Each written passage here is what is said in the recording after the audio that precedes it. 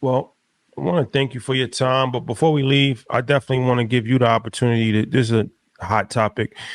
President Barack Obama recently made news when he spoke to black men Mhm. about why they should be supporting Kamala Harris and his disappointment and not the enthusiasm that he had during his presidency. And the her campaign has struggled with really, getting black men on board. I mean, the majority of black men are still going to vote for her, right? But it's something that they've been working on. They just did the All the Smoke podcast. We've interviewed her. We've met with her. I see she's doing a lot of outreach to black men, Yeah. to her credit, which I think is intelligent. But what hasn't been asked is, why should black men support Republicans, right? Like, if black men are not going to support her, that's everybody's choice. They can make an intelligent decision. Why should they support the Republican Party? For the most part, the Republican Party has never done any outreach to black community, to black men, for the most part, right? They've Democrats have taken the vote for granted. Republicans have ignored the vote. So why should black men speak to black men and the Republican Party? Look, a couple things. First, you're right about the Republican Party. And this is my criticism.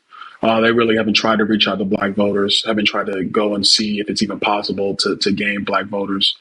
I think the black voters that vote Republican, they made their own internal decision to look at policy, look at politics writ large, and decide that they have certain beliefs that don't align with the Democrat Party, and they've decided to make that change for themselves. I would say, in terms of where we are today, it's a couple things. First, the economy. We've already seen through the past two administrations when people were making more money, but also when their money was going further.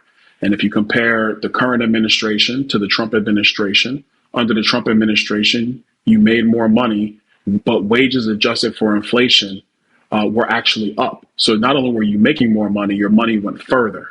Number two, under Donald Trump's policies, the wage gap was actually shrinking. In 2019, the wage gap between rich and poor was shrinking. That's very important for economic mobility, especially upward mobility. Number three, our immigration system is a mess. It's a serious problem, and border security is a serious problem. We talked about a lot of different issues, but something that is going to have a downward effect on so many communities. I'm from Brooklyn, New York, but so many communities across the country is when you have a massive amount of illegal immigrants in a city, in a town, in a county, and the illegal immigrants are getting hotel stays, food, cash cards, access to hospitals and emergency rooms. And yes, you have a lot of illegal immigrant children in the country who are in classrooms. Those kids are taking resources from our kids as Americans. Those hospitals are being overrun, so Americans can't get care. And then there's the economic burden on cities and on states, which every state in the country is feeling. Number four, you take a look at our foreign policy. When Donald Trump was president, not only were there no new wars, we were getting out of wars. The world was much safer. Look at what's happening now. You could make the argument that we are on the verge of World War III. The Iranians are in active conflict with Israel. The Russians are in active conflict with Ukraine. And America has taken a position to support Ukraine and Israel. Could we get dragged into that? Yes, we could. If you just look at history, especially World War I, World War II, and other conflicts historically, that's how you get dragged into this stuff. Donald Trump has a record of actually not getting into conflicts, trying to get our nation out of that. Number five is cultural, and this is where I'm gonna leave. Look, the modern Democrat Party, they do believe in this gender identity fluidity stuff. And look, if you're an adult and you decide you want to make a change with respect to your biology, that's fine for you as an adult. But to expose kids to that, I just can't get with that. I can't stand with that. And I do believe there's a lot of black people in America who do not agree with that. And I think you got to let kids be kids, let them go through puberty. We all went through fits and starts during that time. Let these kids mature, and if they choose to make a decision with their bodies at that point in the future, then they go and make that decision. But to short circuit the life cycle of puberty is just flatly wrong. I'll never agree with it, and that's not being anti people who change genders, but we have to respect puberty and adolescence and let kids grow up first and to have them make those life-altering major decisions on their own. I know the Democrat Party does not support the position I just espoused, but I do believe that there's a lot of black voters in our country who do agree with the position I espoused. So those are some of the reasons why I think they should be voting Republican this election cycle. Well, what about Republicans in your my fault? What about Republicans in your state that want to take slavery out of the history taught to public school students in Florida? This is a great question. I'm glad you brought this one up. So what happened was when they were going through, I think it was the AP course, actually. It was the AP African American Studies course that was coming into Florida.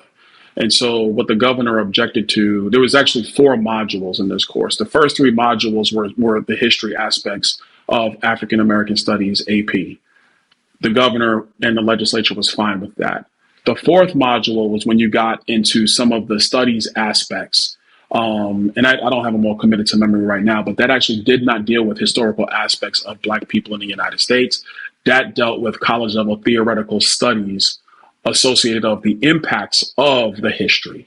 And that's in a couple of those modules. That's what the governor and the legislature objected to.